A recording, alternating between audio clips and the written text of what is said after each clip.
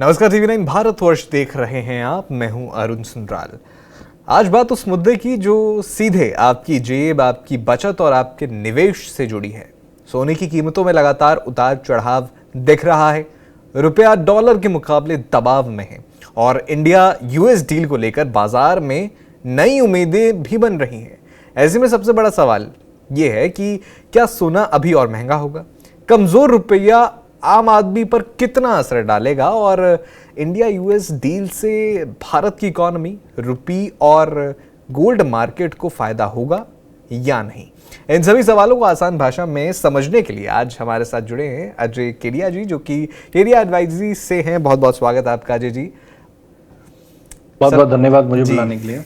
सबसे पहला सवाल तो यही रहने वाला है, क्योंकि देखिए, आपसे बेहतर कौन बताएगा। आसान भाषा में हमारे दर्शकों को बताइए कि ये जो गोल्ड के प्राइसेस हैं, अभी इतनी हलचल क्यों दिख रही है इनमें? देखिए अरुण जी, सबसे पहले जब भी हम कोई जियोपॉलिटिकल टेंशन होता है तो जनरली हम देखते हैं सेफ्टी के पीछे भागते हैं, और सेफ्टी गोल्ड में आती है।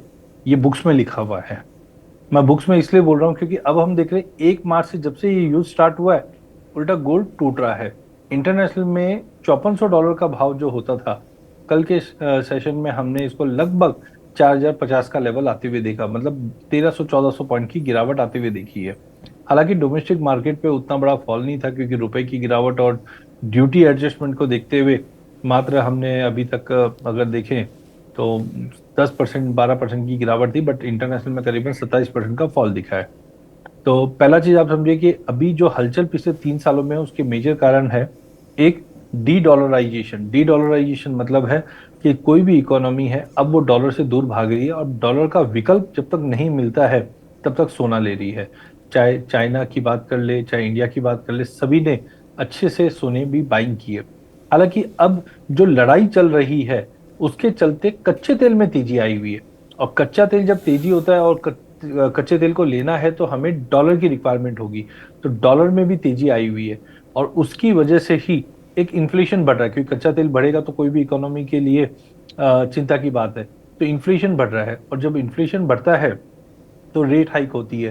तो रेट हाइक, इन्फ्लेशन, डॉलर में तेजी और गोल्ड में गिरावट का सबसे बड़ा कारण क्या है कि सारे एसेट क्लास, चाहे इक्विटी हो, चाहे दुबई प्रॉपर्टी की बात कर लो, चाइना प्रॉपर्टी की बात कर लो, सभी एसेट क्लास में गिरावट जब आती है तो लोग डर के मारे क्या करते हैं, जिसमें प्रॉफिट आ रहा है उसमें भी बिकवाली करते हैं। इसीलिए टाइमिंग सोने में वॉल्टिलिटी भी है और गिरावट भी है। अरुण जी जी, देखिए, ये तो गोल्ड के इंटरनेशनल प्राइजेस की बात होगी, लेकिन भारत में जो गोल्ड प्राइस है वो एक बार दर्शकों को वो बता दीजिए, वो कैसे तय हो रहा है? क्या उसमें जो इंटरनेशनल गोल्ड प्राइस है वो तो है ही है, इसके अलावा क्या डॉलर और रुपये का जो रेट है या इंपोर्ट ड्यूटी है वो भी बड़ा फैक्टर आ जाते हैं? जी, सबसे बड़ा फैक्टर वही है। आज आप देखोगे, पहला चीज रुपए की अगर हम बात करें, रुपए की किस्मत में गिरना ही लिखा है, और रुपए गिर गिर के हमें पिछले 1 साल में 15% की गिरावट दिखा चुके हैं। देखिए, जब भी हम इंटरनेशनल में गोल्ड देखते हैं तो लेट से अभी इंटरनेशनल में गोल्ड इस वक्त चल रहा है 4200 का भाव। तो 4200 को हम लोग आउंस में बात करते हैं, तो पहले आउंस से हमें केजी में हम कन्वर्ट करना पड़ता है, और एक इसका फॉर्मूला होता है जिसको हम बोलते हैं 31.99 से अगर जब हम मल्टीप्लाई करते हैं तो आउंस से केजी में आ जाता है, प्लस रुपए का डिफरेंस आ जाता है, और प्लस ड्यूटी आती है। तो इस तरीके से हम देखते हैं इंटरनेशनल का जो मूवमेंट है वो डोमेस्टिक पे कन्वर्ट होता है। लेकिन यहाँ पे दो वेरिएबल चीज आ जाती है, एक तो रुपया और दूसरा हो जाता है इंपोर्ट ड्यूटी। तो सबसे पहले रुपए की बात करें तो पिछले साल भर में हमने देखा एफआईज का फ्लो कहीं पे भी इंडिया में नहीं आ रहा है। साथ में हम देख रहे हैं कच्चे तेल की तरह से महंगाई है, तो रुपए में भारी गिरावट आई, जो हमने 96 का लेवल भी पार कर लिया था। इस वक्त थोड़ा बहुत संभला जरूर है। वहीं ड्यूटी, क्योंकि जो सोना हम इंपोर्ट करते हैं वो नॉन यूजेबल है हमारे यहाँ पे। जैसे कच्चा तेल लोगे तो आप इंडस्ट्री में यूज करोगे। इसकी वजह से गवर्नमेंट ने क्या किया, जो 6% की ड्यूटी थी उसको बढ़ाकर 15% कर दिया है। तो ग्लोबल मार्केट के मुकाबले अगर हम सोने की बात करें तो यहाँ पे लगभग हम 24-25% महंगे हैं as of now. Arun ji, बिल्कुल। थोड़ा एक हाइपोथेटिकल एग्जांपल आपसे लेना चाहूँगा हमारे दर्शकों के समझने के लिए। मान लीजिए अगर ग्लोबल गोल्ड प्राइस गिर भी जाए, लेकिन अगर हमारा रुपया कमज़ोर हो जाए, तो क्या भारत में गोल्ड महंगा रह सकता है या दाम कम होंगे? देखिए बिल्कुल अभी हुआ भी वैसा ही है। इंटरनेशनल में करीबन 27-28%, क्योंकि सोना रिसेंटली हमने देखा होगा जनवरी के अंदर, अगर आपको ध्यान हो तो $5600 का हाई गोल्ड ने इंटरनेशनल में मारा था, और 5600 से अभी का लो मैं देखता हूं तो करीबन 28% का फॉल था। बट ये 28% का फॉल हमारे यहाँ पे नहीं दिखाई दिया, एक ड्यूटी और एक रुपया। बट हाँ, एक चीज आप ये भी मान के चलिए, ग्लोबल मार्केट में इंडियन इकोनॉमी अभी भी स्ट्रांग है। हालांकि रिसेंटली हमने फिच की जो रेटिंग देखी थी, जहाँ पे 6.9 से घटाकर 6.4 पे लेके आ गए, बट अभी भी हमारी जीडीपी 6% पे 6% के ऊपर अच्छे से काम कर रही। अगर ग्लोबल मार्केट के मुकाबले अगर हम देखें तो बिल्कुल ये चिंता है कि अगर रुपया ऐसे ही आज 95 का भाव है, अगर ये 96, 97, 98 या 100 के ऊपर जाता है, तो ये हो सकता है कि इंटरनेशनल में गिरावट आए और हमारी इधर उसका असर ही नहीं आए। और हुआ भी है। 10 साल पहले जब रुपया 56 था, तब गोल्ड ऑलमोस्ट हम देखते थे कि $2000 के आसपास। अगर उसी को आज कंपेयर करोगे तो रुपए की गिरावट की वजह से गोल्ड हमारे इधर महंगाई ही दिखेगा। जी, अगर रुपए की बात करें, आपने जिक्र किया कि जो रुपया है वो क्यों कमज़ोर हो जाता है या क्यों कमज़ोर हो रहा है इस समय, थोड़ी सी उसमें उछाल भी आया था। लेकिन अगर आम दर्शकों के समझने के लिए अगर मैं पूछना चाहूँ आपसे कि डायरेक्ट इम्पैक्ट रुपए के गिरने से, रुपए के गिरने का डायरेक्ट इम्पैक्ट और इनडायरेक्ट इम्पैक्ट किस पर पड़ेगा? देखिए, इसके लिए पहले सबसे पहले हम समझते हैं रुपए में तेजी या मंदी क्यों होती है, जी, फिक्स क्यों नहीं होता, या रुपया हम सबसे ज्यादा मजबूत क्यों नहीं हो जाता है। तो पहला चीज है, कोई भी चीज, कोई भी कंट्री स्वयंभू नहीं है, उसको कोई ना कोई चीज की रिक्वायरमेंट दूसरे देशों से होती है, तभी हम कोई भी बार्टर सिस्टम चलते थे पहले, अब एक करेंसी पे चलता है। इंडिया की अगर सबसे बड़ी जरूरत की चीज देखें तो 5 ऐसी चीजें जो हमेशा हम इंपोर्ट करते हैं, वो है कच्चा तेल, एडिबल ऑयल, साथ में इलेक्ट्रॉनिक्स, फर्टिलाइजर्स और सोना। ये 5 चीजों सबसे ज्यादा इंपोर्ट होती है। अब कच्चा तेल बिना लिए तो हमारी इकोनॉमी चल नहीं सकती। हालांकि गवर्नमेंट ने पिछले 10 सालों में बहुत ही अच्छा काम किया है, जहाँ पे हम सोलर एनर्जी पे, हाइड्रो एनर्जी पे, ईवीज पे, इन सब पे शिफ्ट हुए, तो कच्चे तेल का इंपोर्ट थोड़ा कम जरूर हुआ, या बायोफ्यूल पे हमने शिफ्ट कर लिए हैं। लेकिन अभी अगर आप देख रहे हैं तो इंटरनेशनल में कच्चे तेल में पिछले 3 सालों में जबरदस्त तेजी बनी है। पहला रशिया यूक्रेन के वॉर, क्योंकि Russia is one of the biggest supplier, और दूसरा मिडिल ईस्ट में जो तनाव है, इसकी वजह से जो कच्चा तेल $55-60 चला करता था, वो अब 90-95 हो चुका है, ऊपर में $120 पहुंच गया था। अब जो कच्चे तेल को लेना है तो हमें डॉलर पे करना पड़ेगा। अब डॉलर पे करेंगे तो कहीं ना कहीं इकोनॉमी के लिए अच्छा नहीं है, और इसी के चलते रुपए में हमने गिरावट आते हुए देखी है। अब एफआईज भी जो टैक्सेशन को लेकर चिंता थी, इसके लिए हमने देखा कि एफआईज से भी पैसा नहीं आ रहा था, एंड इसी के चलते रुपए में हमने भारी गिरावट आते हुए देखी। बिल्कुल। इसमें सरकार की ओर से भी जो है एक दो कदम उठाए गए, आरबीआई की ओर से उठाया गया, सरकार ने टैक्स पर भी कदम उठाया था। लेकिन देखिए, हमारे जो दर्शक हैं या जो भारत के लोग हैं, हमेशा खासकर महिलाओं की ज़्यादा रुचि रहती है कि आज सोना कितना गिर गया, आज कितना चढ़ गया। तो उनके लिए अगर समझना हो कि फ़िलहाल आपने भी जिक्र किया कि जो बुक्स में लिखा है उससे उलट भी हो जाता है। बुक्स में लिखा है कि अगर ग्लोबल टेंशन है तो सोना जो है बढ़ेगा, लेकिन हमने देखा कि गिर भी रहा है। तो ऐसे में जिसको खरीदना है, आम दर्शक, वो कैसे प्रोडिक्ट करें कि कब बढ़ जाए, कब घट जाए, तो कब खरीदें? वो उनके लिए आपकी क्या सलाह होगी? इसी सवाल को मैं 3 पार्ट में ले लेता हूँ। सबसे जी, पहले तो हम समझते हैं कि गोल्ड का मूवमेंट क्यों ऐसा हुआ। दूसरा, हम समझते हैं कि ऐसे समय में गोल्ड अच्छा है या चांदी अच्छी है, बिकॉज चांदी को भी हम बोलते हैं ना पुअर्स मैन, गरीबों का सोना। और बिल्कुल। चांदी ने तो पिछले सालों में तो 50,000 वाली चांदी लाख नहीं, 2 लाख नहीं, 4 लाख तक दिखाई, और अब 50% ऑफ पे है। जी, तो सोना ले या चांदी, और तीसरा किस माध्यम से ले। तो सबसे पहले अगर हम गोल्ड की अगर बात करें तो बिल्कुल मैंने एक जो चीज बताई कि कभी भी जब लड़ाई, पैंडेमिक, ऐसी सिचुएशन आती है, तो जनरली बुक्स में हमने देखा सोने में तेजी आती है, बट इस बार हमने गिरावट देखी, कोई नई चीज नहीं है। 2008 भी अगर आपको ध्यान हो तो $150 कच्चा तेल फरवरी में टच करता है, बिकॉज ग्लोबल फाइनेंशियल क्राइसिस आता है। और जब भी ऐसी क्राइसिस आती है तो जो सेल ऑफ आता है वो इक्विटी में, प्रॉपर्टी में, बॉन्ड में, सभी में आता है। इसकी वजह से ही सोने में भी हम एक बार दबाव आते हुए देखते हैं। बट 2008 में भी हमने देखा 6 महीना 7 महीना सोना नीचे था, बट उसके बाद एक बड़ी तेजी बन जाती है, क्योंकि कच्चा तेल बढ़ेगा तो इन्फ्लेशन बढ़ेगा, इन्फ्लेशन बढ़ेगा तो गोल्ड को इन्फ्लेशन हेज कमोडिटी बताई जाती है। तो 2008 में भी सोना $650 से बढ़ना स्टार्ट हुआ अरुण जी, और 1920 हो चुका था। और यही चीज 2022 में आप देखिए, जब रशिया यूक्रेन का वॉर स्टार्ट हुआ था तो 1 मार्च को सोने में गिरावट स्टार्ट हुई थी, जो $2000 से $1645 का लेवल आया, क्योंकि लोगों को डर था। और डर में लोग क्या करते हैं, सोना भी बेचते हैं ताकि कैश लिक्विडिटी बनी रहे। बट $1640 से जो सोना चलना चालू हुआ 2022 अक्टूबर से, वो इस बार हमने जनवरी के अंदर $5600 होते हुए देखिए आप, 1600 का डबल भी हुआ और डबल के ऊपर भी गया है। और इस बार भी मैं यही मानता हूं कि 1 मार्च से जब ये लड़ाई स्टार्ट हुई, $5400 का भाव सोना था। और जब भी नुकसान होता है, या जैसे रशियन सेंट्रल बैंक ने भी गोल्ड बेचा भरपाई के लिए, तो उसी की वजह से हमने देखा 5600 वाला 5400 वाला सोना $4000 तक आता है। हो सकता है अगले महीने 2 महीने थोड़ी बहुत और गिरावट देखने मिल सकता है, क्योंकि आप अपने घर का जो इन्फ्लेटेड बिल है, क्योंकि कच्चा तेल बढ़ेगा तो आपका लॉजिस्टिक कॉस्ट बढ़ेगा, सब चीज बढ़ेगी। अब उस महंगाई में आप सोना लेते हो, या महंगाई में जो आपका मंथली बजट है उसको आप देखोगे। इसीलिए मैं बोल रहा हूँ 2-3 महीना और थोड़ी गिरावट रह सकती है, बट लॉन्ग टर्म सोने में तेजी है। अब ऐसे में सोना ले या चांदी ले, क्योंकि आज आप ये देखिए, चांदी एक इंडस्ट्रियल मेटल भी है। 2020 से पहले ज्यादा करके हम चांदी को थोड़ा बहुत लेते थे, बट अब 2020 से हमने समझा है कि चांदी क्लीन एनर्जी में, ग्रीन एनर्जी में भी उपयोग होती है।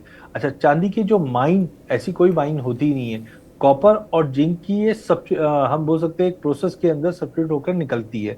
अब कोविड के बाद माइंस के अंदर कहीं पे भी कोई इजाफा हुआ नहीं, इसके लिए शॉर्टेज है 7 साल से। एंड इसी के चलते एक तो नई डिमांड आ गई, सप्लाई नहीं थी, तो 50,000 वाली चांदी हमने 4 लाख होते हुए देखी है। बट अब जिस ढंग से लड़ाई चल रही है, जियोपॉलिटिकल टेंशन है, इन्फ्लेशन बढ़ रहा है, तो चांदी में 50% का करेक्शन आ गया है। अब आपको चांदी लेना चाहिए या सोना, उसके लिए एक तरीका है अरुण जी, जिसको आप बोलते हैं gold silver ratio. Gold silver ratio का मतलब होता है, गोल्ड डिवाइड बाय सिल्वर करोगे तो रेशियो निकल के आता है। जब भी ये रेशियो बढ़ता है, इसका मतलब डर है, और डर होता है तो लोग सोने की तरफ भागते हैं। और जब भी ये रेशियो नीचे गिरती है, तो इसका मतलब है डर खत्म हो रहा है। जब डर खत्म होता है तो इकोनॉमी अच्छी होती है, तो लोग चांदी की तरफ जाते हैं। पिछले साल ये रेशियो 105 के करीब था, जब चांदी सबसे सस्ती थी। और अब नीचे में फरवरी में हमने यही रेशियो 45 तक आते हुए देखा, तब चांदी सबसे ज्यादा महंगी थी। और आप देखिए 4 लाख वाली चांदी आज आपके पास 2.5 लाख में मिल रही है। मेरा मानना है कि ये रेशियो 70-75 तक जाता है, वो टाइम पे आप सोने के मुकाबले चांदी में निवेश करें। क्यों? क्योंकि चांदी इंडस्ट्रियल मेटल भी है और सोने की प्रॉपर्टी भी रखती है, और सोने के मुकाबले काफी सस्ती भी है 75 के रेशियो के हिसाब से। अब लेना कैसे है? तो पहले क्या होता था, इंडिया कभी भी सोना चांदी बाय नहीं करता था। हम लोग सोने चांदी को कंज्यूम करते थे। मतलब आज अगर आपने सोने की कोई चैन खरीद ली, वो बेचने कभी नहीं जाते थे, क्योंकि हमारी बुक्स में लिखा हुआ है कि सोना चांदी तो कंजम्पशन के लिए है। लेकिन कोविड के बाद हमने देखा, लोगों को ये चीज समझ में आ गई कि सोने चांदी में भी निवेश किया जा सकता है। मतलब लूंगा, मिलेगा रिटर्न, में निकल जाऊंगा। अब उसके लिए हमारे पास ईटीएफ्स आ चुके हैं, ईजीआर आ चुके हैं, इलेक्ट्रॉनिक गोल्ड रिसिट, जो एनएससी पे और बीएससी पे भी ट्रेड हो रहे हैं। साथ में गोल्ड बॉन्ड 2014 से आया हुआ है, फ्यूचर्स आए हुए हैं। तो अब लोगों ने अपने पोर्टफोलियो में, जो पहले सोने को रखते नहीं थे, अब 18-20% रखना चालू कर दिया है। तो मेरा मानना है कि अगले 2 महीने सोने चांदी में गिरावट रहेगी, साइडवेनेस रहेगी। लेकिन लॉन्ग टर्म के लिए मेरा प्रेफरेंस है, चांदी अगर आपको 190 से 2 लाख के बीच में मिले, आप ईटीएफ के माध्यम से थोड़ा थोड़ा करके लीजिए। 2.5-3 साल में चांदी आराम से 4-5 लाख रुपए तक का लेवल दिखा सकती है अरुण जी। बिल्कुल अजय जी, ये बहुत सारे दर्शकों के ये आम सवाल होते हैं, उनके जवाब आपने बहुत सरल भाषा में दे दिए हैं। चलिए अगले मुद्दे पर बढ़ते हैं हमारे, क्योंकि देखिए ये मुद्दा जो है पिछले 6 महीनों से, पिछले 9 महीनों से मैं कहूँगा लगातार चर्चा में है कि ये जो इंडिया यूएस की जो डील है या जो ट्रेड एग्रीमेंट है, ये कब होगा। तो पॉजिटिव साइंस हैं और हो सकता है कि ये जल्द हो जाए। तो उसका जो है, सबसे पहले तो जानना चाहूँगा रुपए पर, भारतीय रुपए पर कैसा इम्पैक्ट आप देखते हैं, या भारत की मार्केट पर क्या इम्पैक्ट देखते हैं। देखिए, हमने सबसे बड़ी गलती किया की थी 2-5 साल पहले। सबको देखो, आज कोई भी एक्सपोर्ट करता है, बोले मुझे यूएस एक्सपोर्ट करना है, तो हमारा सबसे बड़ा एक्सपोर्ट का हब बना हुआ था यूरोप और यूएस। और जिस ढंग से यूएस से हमने टैरिफ लगते हुए देखे, वो कोई नॉर्मल टैरिफ नहीं थी। हम भी एक्सपेक्ट कर रहे थे, डोनाल्ड ट्रम्प जब नवंबर 2024 में आए थे, तो हमारे पास भी लग रहा था कि 15-16% का टैरिफ लग जाएगा। बट ये हम रशिया से तेल ले रहे, ईरान से ले रहे, ऐसे करते करते हम 45-50% पे पहुंच गए थे। वन ऑफ द हाईएस्ट था। उसी की वजह से हम देख रहे हैं इंडियन इकोनॉमी में चरमरा गई और रुपए में भारी गिरावट आई। लेकिन पिछले 1.5-2 सालों में हमने नए दोस्त बनाए, एफटीए साइन किए, चाहे वो ऑस्ट्रेलिया हो, चाहे यूरोप हो, चाहे मिडिल ईस्ट हो, चाहे साथ में साउथ एशिया हो। तो अब उतनी डिपेंडेंसी हमारी यूएस पे नहीं है। हालांकि देखिए यूएस भी हमारे लिए बहुत बड़ा मार्केट है, बट मुझे लगता है कि रशिया जिस ढंग से मिडिल ईस्ट में तनाव बढ़ा था, तो यूएस की स्थिति थोड़ी टाइट हुई है। यहाँ पे इन्फ्लेशन के नंबर अभी जो पिछले हफ्ते आए हैं वो 3.8 से बढ़कर अब 4.2 आ गए हैं। अब आप देखिए, अगर टैरिफ आप बढ़ा के रखोगे तो जो डोमेस्टिक यूजर्स है, यूएस की जो आम जनता है, उनके लिए वैसे भी महंगाई बढ़ रही है जी। और वैसे भी कॉस्ट भी बढ़ रहे हैं, तो ये उनके लिए बहुत ज्यादा मतलब हम बोल सकते कंसर्निंग है। तो मेरा मानना है कि यस, मैंने 2 महीने के अंदर जिस ढंग से पीयूष गोयल जी ने भी स्टेटमेंट दिए हैं कि हम वार्तालाप कर भी रहे हैं और जल्द बैठक करके ये क्लोज करेंगे, तो मुझे लगता है अब जितनी रिक्वायरमेंट हमारी है उससे ज्यादा रिक्वायरमेंट अब यूएस की है कि इन्फ्लेशन को कम करना है। तो मेरा मानना है कि हम जल्द अगस्त तक, मुझे लगता है ये ट्रेड डील हो जानी चाहिए with minimal tariff difference. But हाँ, एक इंडिया ने अच्छी चीज की है कि 1.5 सालों में अदर जो एवेन्यूज है उस पर भी काम किया है। तो हमारे एक्सपोर्ट के नंबर्स अगर आप देखोगे YoY या 2 साल से कंपेयर करोगे तो काफी बेहतरीन है। हालांकि रुपए की गिरावट थोड़ी चिंताजनक है, लेकिन एक्सपोर्ट के लिए ये अच्छा रहता है। बिल्कुल। तो इसी से जुड़ा एक सवाल है कि देखिए आपने रुपए की गिरावट की बात की, तो जो मार्केट है, जो सेंसेक्स है या जो जो स्टॉक एक्सचेंज है, उस पर अगर ये डील कहीं ना कहीं इंडिया के लिए पॉजिटिव रहती है, क्योंकि सरकार का लक्ष्य तो यही होगा कि इंडिया पॉजिटिव डील जो है वो एग्रीमेंट उनसे करे, तो अच्छा साइन, खुशनुमा साइन ये मार्केट के लिए भी हो सकता है। देखिए, शेयर मार्केट के लिए मेरा व्यू है थोड़ा सा साइडवे टू नेगेटिव। एक चीज आप समझिए, इंडियन इकोनॉमी लॉन्ग टर्म बहुत स्ट्रांग है, बिकॉज अब हम अनस्ट्रक्चर्ड से स्ट्रक्चर्ड में जा रहे हैं। पहले अगर मैं पानी पूरी या कोई भी चीज लेते तो हम कैश देते थे, बट आज आप जाइए डिजिटल माध्यम से आप पेमेंट करें तो वो रिकॉर्ड हो रहा है। जी। और ये अच्छा है इकोनॉमी के लिए, और इसी की वजह से आज हम 6% की जीडीपी कंसिस्टेंटली मेंटेन करके चल रहे हैं, जबकि बाकी लोग नहीं कर पा रहे। लेकिन यहाँ पे आप एक चीज समझिए कि अभी जो कच्चा तेल है, $60 का कच्चा तेल आज $90 आ गया। खाली $30 ही तो बढ़ा है, ऐसा मत पकड़िए आप ये देखिए आपका एनर्जी कॉस्ट 50% बढ़ चुका है। गवर्नमेंट ने काफी चीजें एब्जॉर्ब भी की है, उसी के चलते रुपए में गिरावट आई है। तो मुझे लगता है एक, जब तक कच्चा तेल 70-75 की रेंज में नहीं आता है, इंडियन मार्केट के लिए अच्छा नहीं है। दूसरा, इस बार एल नीनो है, बारिश कम है, और हम जानते हैं कि हमारी कृषि प्रधान देश है और यहाँ पे बारिश का महत्व बहुत इंपॉर्टेंट है। अब तक हमारे बफर स्टॉक बहुत अच्छे रहे, जिसकी वजह से हमारे फूड इन्फ्लेशन उतने ज्यादा इन्फ्लेट नहीं हुए जितने वर्ल्ड में हुए हैं। तो वो एक बेनिफिट है। बट इस बार अगर एल नीनो का इम्पैक्ट रहा तो उधर भी हम मार खाते हुए देखेंगे। तीसरा, अगर हम देखते हैं तो ग्लोबल मार्केट के अंदर जिस ढंग से कोरिया और बाकी मार्केट अच्छे कर रहे हैं, तो एफआईज का जो दबाव है, वो प्रभाव है, वो दूसरे देशों पर ज्यादा है, क्योंकि टैक्सेशन में हमने अभी तक कोई चेंजेस नहीं किए। तो मेरा मानना है कि हाँ, अगले 4-6 महीना थोड़ा सा तकलीफदायक रह सकता है कच्चे तेल को देखते हुए, जियो पॉलिटिकल टेंशन को देखते हुए। बट हाँ, जैसी ये चीजें सुधरती है तो इंडिया में इन्वेस्टमेंट, निवेश भी बढ़ेगा, क्योंकि गवर्नमेंट ने अभी रिसेंटली देखी एफआईज के ऊपर जो टैक्सेशन है उस पर रिलीफ लाने की कोशिश करी। पिछले जी। साल हमने जीएसटी की रेट में कटौती देखी है। तो स्टेप तो कर रहे हैं, बट मुझे लगता है 2-4 महीना मार्केट थोड़ा सा रिबाउंड रहेगा। आप लार्ज कैप के ऊपर बड़ी कंपनियों पे ध्यान रखिए, और व्यू आप साल, 1.5 साल, 2 साल का बना के चलिए, रिटर्न बहुत अच्छे बनेंगे। शॉर्ट टर्म में थोड़ा हम बोल सकते हैं डाइजी रह सकता है। बिल्कुल।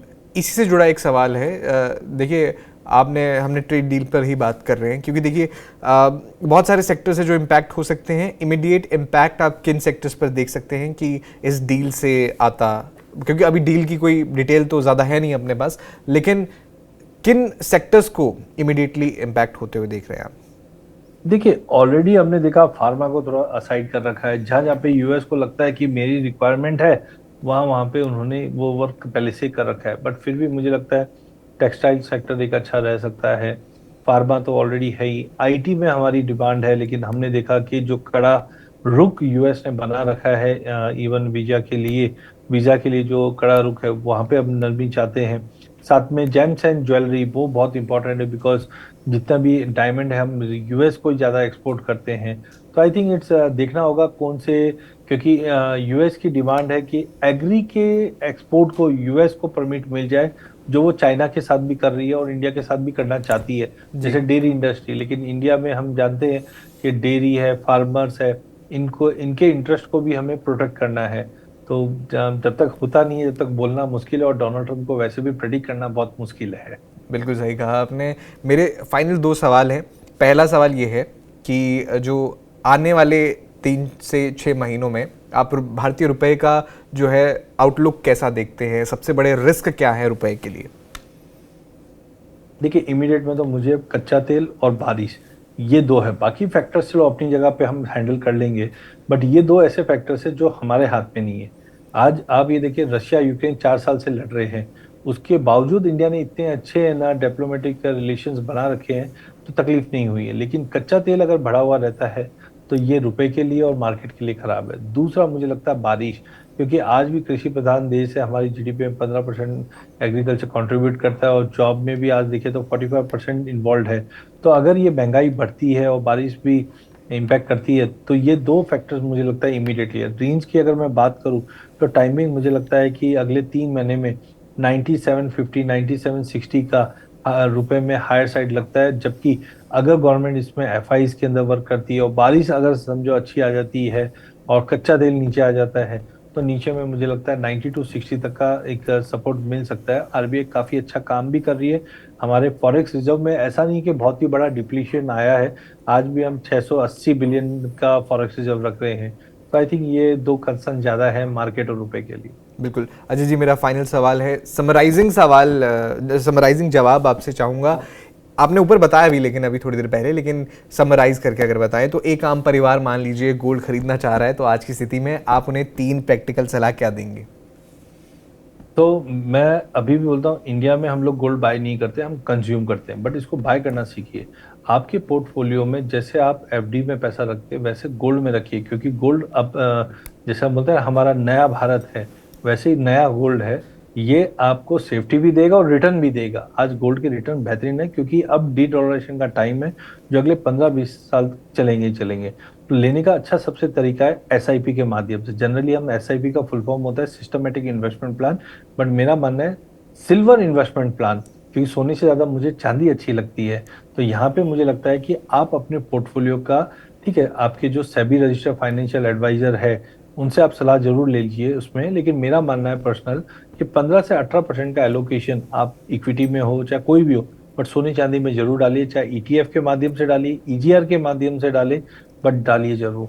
बिल्कुल अजय जी, आपने फिर से कहूँगा, आपने बहुत ही आसान भाषा में हमारे दर्शकों को जो है गोल्ड, रुपए और जो अभी इंडिया यूएस की डील चल रही है इसका पूरा कनेक्शन अच्छे से समझा दिया है। बहुत बहुत धन्यवाद आज आपका हमारे साथ जुड़ने के लिए। बहुत बहुत धन्यवाद जी।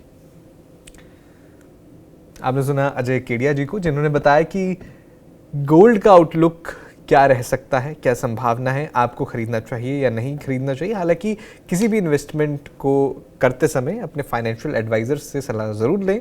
और इसके अलावा जो इंडिया और यूएस में डील है उस पर भारत पर उसका क्या इम्पैक्ट होगा, रुपए पर क्या इम्पैक्ट होगा, रुपए से आप पर क्या इम्पैक्ट हो रहा है, सब अजय जी ने अच्छे से समझाया। लेकिन आपको कोई सवाल हो, कोई विचार हो, तो वो कमेंट बॉक्स में ज़रूर बताइएगा। बाकी और खबरों के लिए आप देखते रहिए TV9 भारतवर्ष।